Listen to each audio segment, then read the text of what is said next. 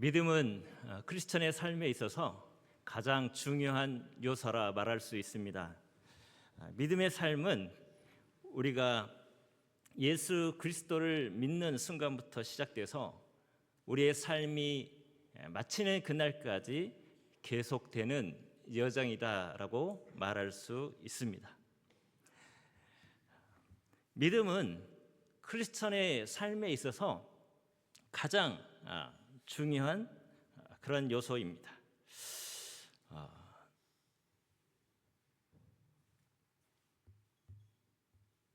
믿음으로 사는 삶은 우리가 때로는 가장 무모한 것 같지만 동시에 우리의 인생 여정 중에서 가장 안전한 모험이다라고 말할 수 있습니다. 성경에서 믿음의 삶에 대해서 가장 구체적으로 보여주고 있는 것이 오늘 본문 말씀이 있는 히브리서 11장의 말씀입니다. 이 히브리서 11장을 믿음의 명예전당이다라고 그렇게 불려지고 있습니다. 구약에 나오는 믿음의 영웅들, 그리고 그들이 믿음을 지키면서 어떠한 삶을 살았는가를 말씀하고 있습니다. 뿐만 아니라 그들이 믿음을 지키며 성취한 영광에 대해서 기록되고 있습니다. 그들은 아주 작은 불빛 같은 믿음을 가지고 큰 일을 이루었고 고난 가운데서 믿음을 지켰으며 목숨을 다해서 하나님을 섬겼습니다. 이렇게 하나님의 약속을 신실하게 붙들고 살아간 믿음의 사람들은 우리가 믿음을 가지고 믿음의 경주를 하는 그 일들에 있어서 좋은 안내자가 되어집니다. 세계에서 유명한 시사 주간지가 있습니다. 그 시사 주간지는 타임지라는 시사 주간지입니다. 그 시사 주간지를 만든 헨리 누스의 부인인 클레어 누스 여사가 이런 말을 하게 됩니다. 한 사람의 인생은 단 한 권의 책으로 남는 것이 아니라 한 줄의 문장으로 기억된다라고 유명한 말을 하게 되었습니다. 예를 들어서 우리가 잘 알고 있는 조지 워싱턴이라는 사람은 미국 독립의 아버지였고 아브라함 링컨은 노예 해방의 아버지로 기억되었습니다. 또 마틴 루터 킹 목사님은 흑인 운동의 선구자로 그렇게 기억된 인물이었습니다. 이와 반대로 미국의 닉슨 대통령은 재선에 성공한 대통령이었습니다. 강력한 미국을 건설하면서 모든 노력과 헌신을 했던 그러한 사람이었습니다.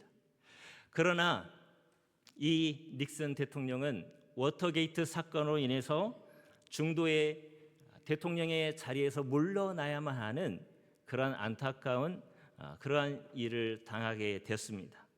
이 워터게이트 사건은 1972년 6월 달에 미국의 대통령 선거를 앞두고 워싱턴의 워터게이트 그 빌딩에 민주당 즉 다른 상대편 당의 그 본부에 침입을 해서 도청 장치를 했던 그 사건이 바로 워터게이트 사건입니다. 닉슨은 자신의 자서전에서 자신의 성공적인 성과가 묻혀버린 채 워터게이트 사람, 불명예로 퇴진한 미국의 최초의 대통령으로 기억되는 것을 그는 몹시 두려워했습니다. 클레어 누스 여사의 말대로 사람들은 단 하나의 문장으로 그 사람을 기억하거나 평가합니다. 그 사람은 정말 믿음을 지키는 신실한 사람으로 그 사람은 살았어. 그 사람은 정말 겸손한 사람이었어 라고 기억되는 그런 사람들도 있을 것입니다. 우리 모두는 이런 평가를 사람들로부터 받으며 또 우리의 인생의 그러한 삶의 모습들이 기억되게 될 것입니다. 그렇다면 여러분이 지금까지 살아오면서 여러분의 생애를 스스로 평가한다면 여러분은 어떠한 문장으로, 어떠한 사람들로 표현되어질까요? 뿐만 아니라 내 주변의 사람들로부터 나는 어떠한 평가를 받고 또한 어떠한 기억 속에 그 사람들이 나를 기억하고 있는 것일까요? 오늘 본문에 등장하고 있는 에녹이라는 인물도 단 하나의 문장으로 기억됩니다. 하나님과 동행한 사람, 하나님을 기쁘시게 한 사람으로 기억됩니다. 그는 죽지 않고 하나님께 최초로 올라간 그러한 사람이었습니다. 에녹은 셋의 후손으로 태어났고 65세에 자녀를 낳았는데 성경에서 가장 오랫동안 살았던 인물인 무드셀라를 낳게 됩니다.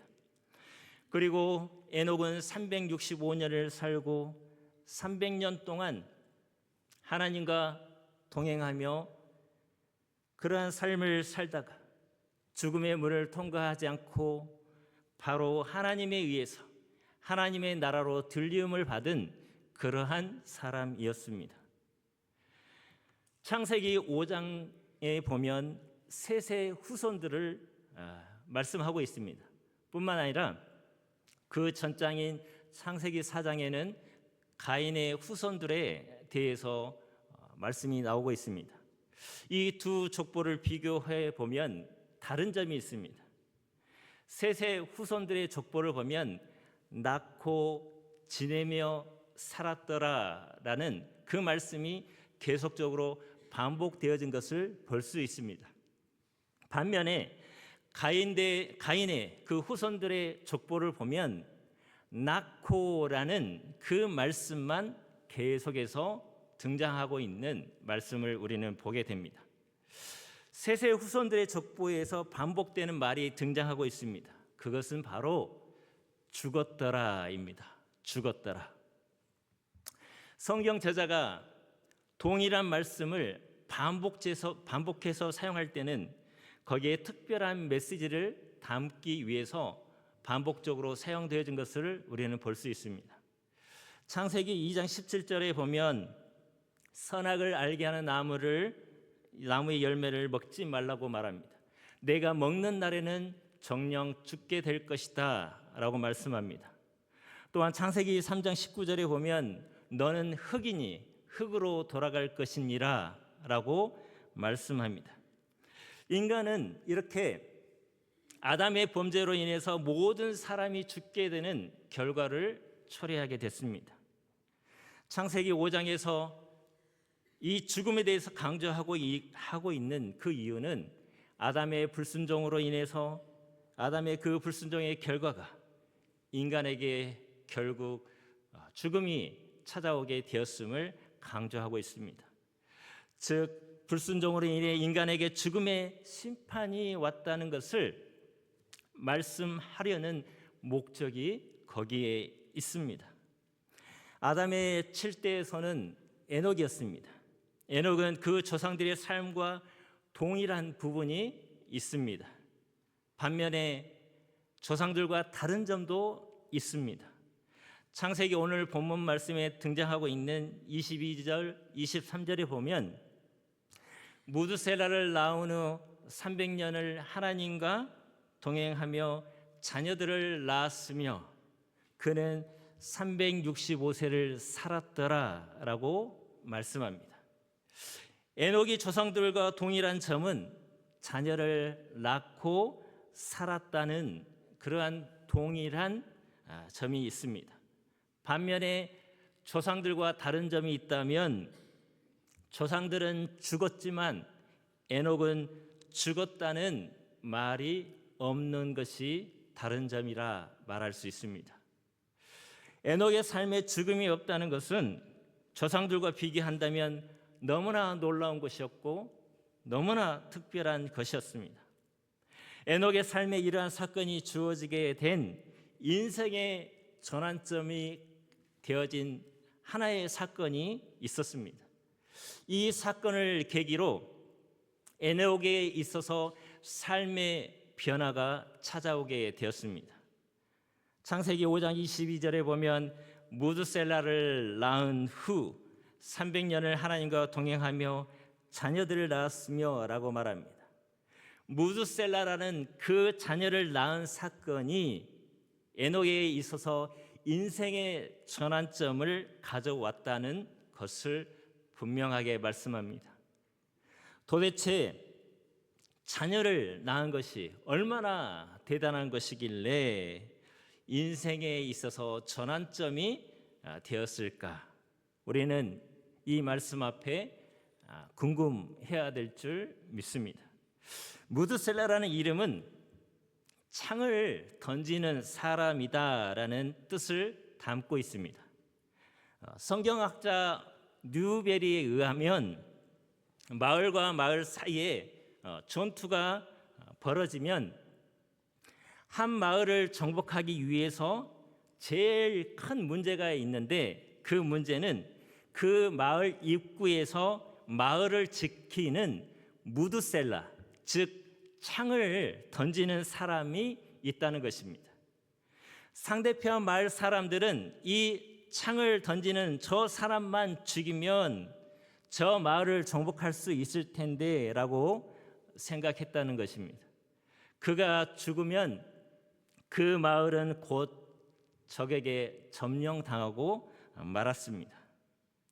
창을 던지는 저 사람이 죽는다는 것은 곧 그 마을과 그 부족의 종말을 의미하는 것이었습니다.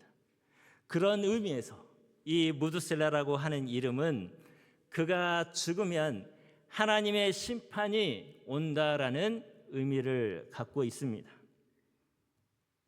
무드셀라를 볼 때마다, 에녹이 무드셀라를 볼 때마다 하나님의 심판을 생각하지 않을 수가 없었습니다. 물론 그 심판의 때가 언제 임할지는 아무도 몰랐습니다. 오늘이 마치 생의 마지막이 될 수 있다는 심정으로 하루하루를 하나님의 시선을 의식하면서 살았습니다. 이것이 바로 동행입니다. 전 생애를 통해서 하나님과 가까운 교제를 즐기는 것, 이것이 바로 동행입니다.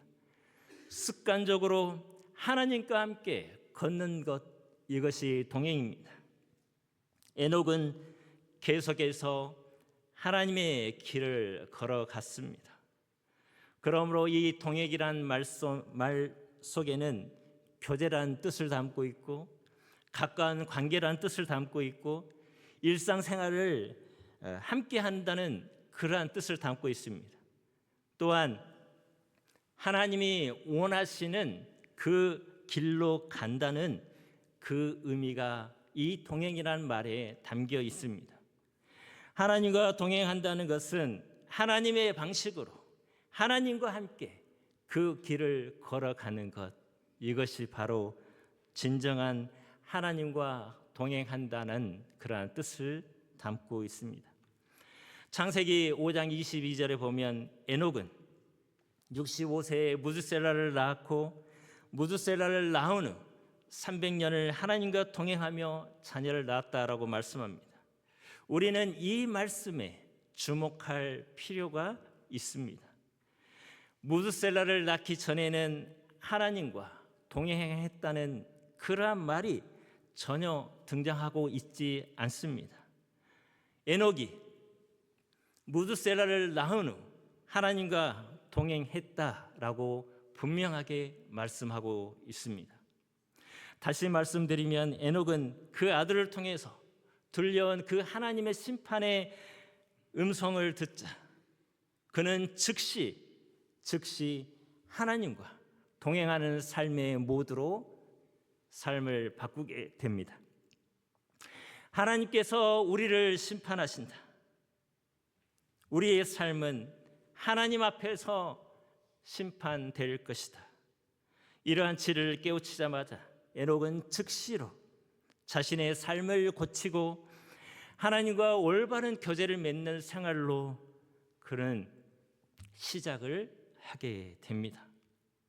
실제로 무드셀라가 죽은 해에 노아의 홍수 심판의 사건이 나오게 됩니다. 무드셀라가 죽은 해를 계산해 보면 무드셀라가 187세에 라멕을 낳게 됩니다. 여기서 나이를 잘 생각해 보시기 바랍니다. 그리고 782년을 살게 됩니다.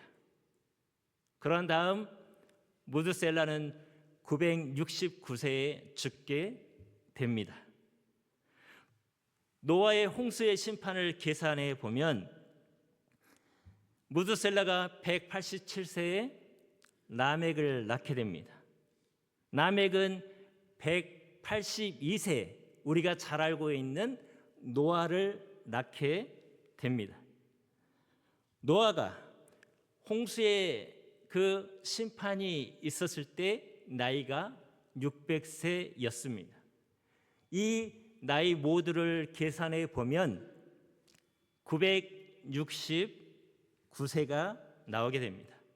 즉 무드셀라가 죽은 그 나이와 홍수의 심판의 때가 일치함을 우리는 볼 수 있습니다.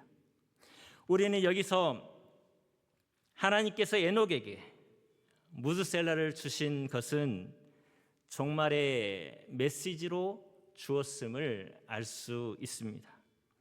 에녹은 무드셀라를 하나님께로부터 얻은 순간 바로 이 땅에 종말이 온다는 그 사실을 깨닫게 된 것입니다. 그리고 무드셀라를 낳자마자 하나님과 동행하기 시작합니다. 이것이 에녹에게 있어서 믿음이었고 지혜였습니다. 다시 말해 에녹은 무드셀라의 출생이 하나님과 동행의 시작점이었고 하나님을 믿는 인생의 전환점이 되었던 것입니다.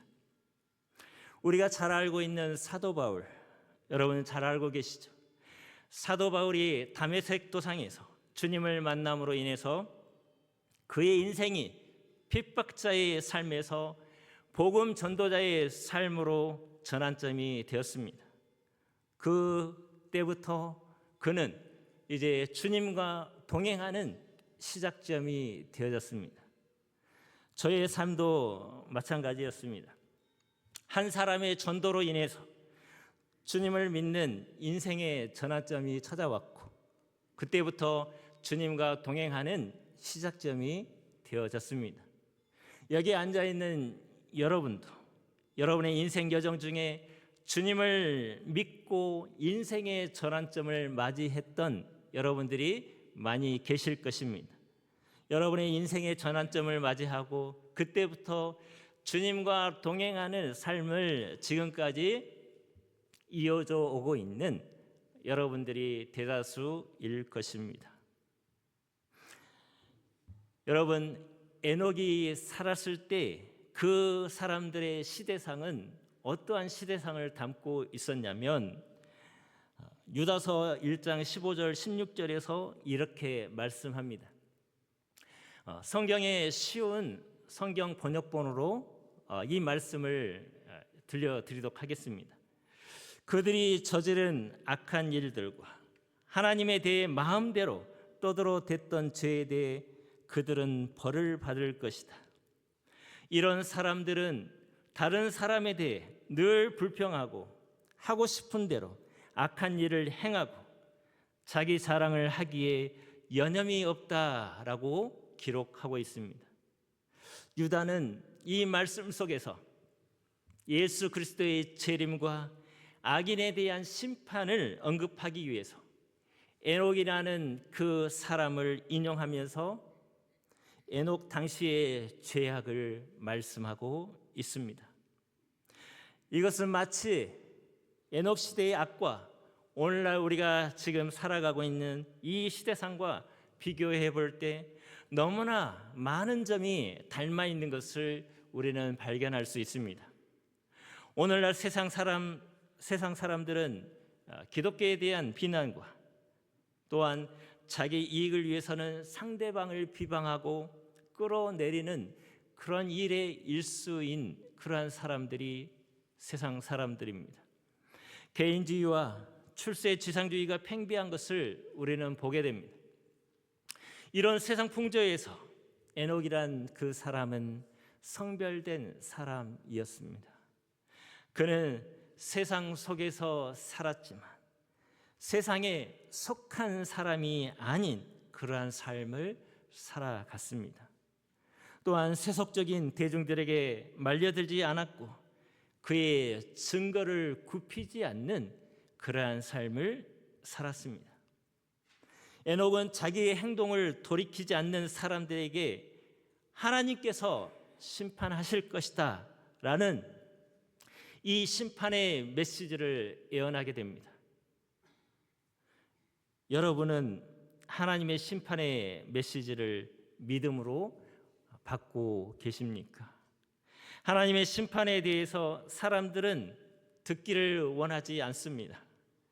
모든 것이 잘 되어질 때 특히 더욱더 그렇습니다. 그러나 우리가 기억해야 될 것은 심판의 날은 반드시 온다는 것입니다. 사람들은 듣지도 않고 믿으려 하고도 하지 않습니다. 너무나 파수꾼이 적은 시대를 우리는 살아가고 있습니다. 우리는 이렇게 말할지도 모릅니다.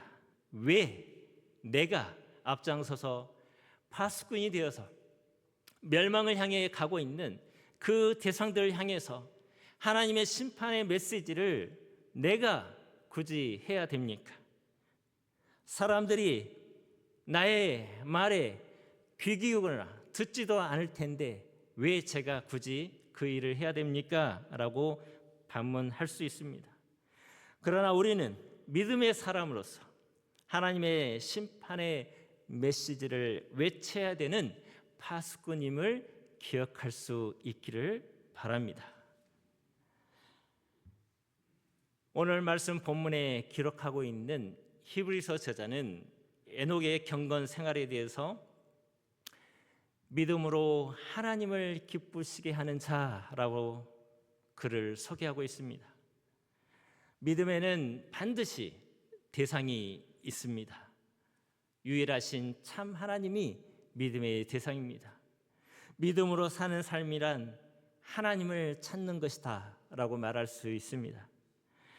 믿음은 하나님을 찾는 것이고 하나님을 찾을 때 하나님은 반드시 응답으로 역사하십니다. 뿐만 아니라 하나님은 그분을 찾는 자들에게 자신을 상으로 주신다라고 말씀합니다. 에녹처럼 하나님과 깊이 그리고 아주 가까이 교제하던 때가 여러분 있으셨습니까? 과연 그때가 언제였습니까? 너무나 그게 오래되어서 기억이 희미하신 분이 계십니까? 하나님과의 친밀한 교제를 통해 얻은 유익과 축복이 있습니다. 이 세상의 가치와 죄악으로부터 결별하게 되고 성령의 열매들이 삶 가운데 맺혀지는 일들이 일어나게 됩니다. 여러분이 하나님과 동행하는 데 있어서 방해되는 가장 주된 영적인 방해물들이 무엇이 있습니까? 불순종입니까? 불신입니까? 아니면 게으름입니까? 나태함입니까? 아니면 세상적인 욕망입니까? 만일 하나님께서 여러분의 영혼의 회복을 위해서 요구사항을 제시한다면 무엇을 여러분에게 제시할 것 같습니까? 하나님의 이 요구사항 앞에 여러분은 어떻게 반응을 보이실 것입니까? 하나님을 기쁘시게 하기 위해서 하나님을 찾는 믿음을 보일 수 있는 저와 여러분이 되기를 바랍니다. 말씀을 마치도록 하겠습니다. 에녹은 자신의 아들 무드셀라의 출생으로 인해서 인생의 대전환점이 찾아오게 되었고 주님과의 동행하는 시작점이 되어졌습니다. 죄악이 관영한 시대 속에서 시대에 편승하는 것이 아니라 시대를 거스릴 수 있는 믿음의 삶을 살았고 하나님과 동행하는 삶을 살았습니다. 당시 죄악으로 멸망받을 수밖에 없는 사람들에게 하나님의 심판의 메시지를 선포하며 하나님을 찾는 삶을 살았습니다. 그러므로 에녹은 하나님을 기쁘시게 하였습니다. 여러분도 믿음의 발자취를 따라서 에녹이 우리의 조상으로서 먼저 믿음의 본을 보이며 주님과 동행하며 주님의 뜻을 구하는 삶을 살았던 것처럼 우리도 그 에녹의 믿음의 발자취를 따라갈 수 있기를 바랍니다. 하나님을 기쁘시게 하기 위해서 하나님의 심판의 메시지 앞에 세상적인 가치와 욕망들을 내려놓을 수 있기를 바랍니다. 하나님의 심판의 메시지를 하나님을 믿지 않고 멸망으로 달려가고 있는 세상의 사람들을 향해서 선포하시는 저와 여러분이 되기를 바랍니다. 여러분의 삶 속에서 늘 하나님을 찾는 믿음을 보이시기를 바랍니다. 늘 하나님을 신뢰하십시오. 하나님과 교제하는 그 자리를 오늘 이 시간부터 확보할 수 있기를 바랍니다. 하나님은 믿음의 삶을 살기 위해서 몸부림치는 저와 여러분의 그 모습을 보시고 매우 매우 기뻐하실 것입니다. 우리의 남은 인생 여정이 하나님을 기쁘시게 하는 믿음의 삶이 되기를 주님의 이름으로 축원드립니다. 마지막으로 제가 하나님을 기쁘시게라는 글로 마무리하고자 합니다. 이 글은 제가 말씀을 준비하면서 정말 인생을 살면서 많은 사람들에게 나는 어떠한 사람으로 기억되고 어떠한 사람으로 평가되길 원하는가, 이런 의미를 담고 글을 적어봤습니다. 하나님을 기쁘시게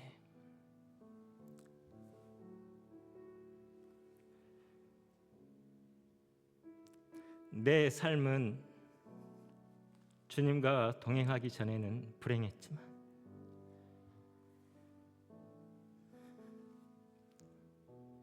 주님과 동행한 후 행복했습니다.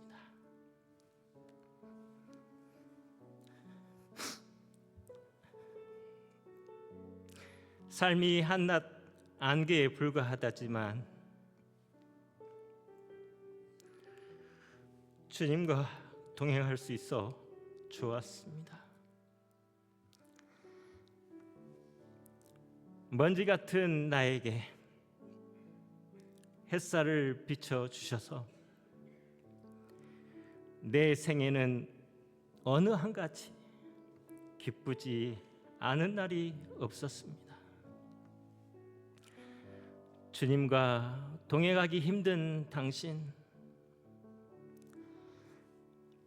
하나님의 자녀가 된 이상 당신은 그분과 같이 한 생애를 동행할 자격이 있습니다. 오늘을 동행하세요. 하나님을 기쁘시게. 하나님 감사합니다. 에녹이 자신의 아들을 통해서 하나님의 심판의 메시지를 듣고 그 순간부터 즉시 하나님과 믿음의 여정을 함께하는 동행의 삶을 살게 되었습니다. 그러한 삶을 삶으로 하나님께 평가되기를 하나님을 기쁘시게 하는 자로 그는 역임을 받게 되었습니다. 하나님, 우리도 에녹의 믿음의 발자취를 따라가기를 원합니다. 에녹이 걸어갔던 주님과의 그 동행의 삶이 우리의 남은 여정의 삶이 되게 하여 주시옵소서. 그 동행의 삶이 내일이 아니라 바로 오늘부터 다시 주님과 동행하기를 원합니다. 우리의 동행을 통해서 하나님이 우리를 평가할 때 하나님을 기쁘시게 하는 자로 여김을 받는 우리 모두가 되게 하여 주시옵소서. 감사하며 예수님의 이름으로 기도드립니다. 아멘.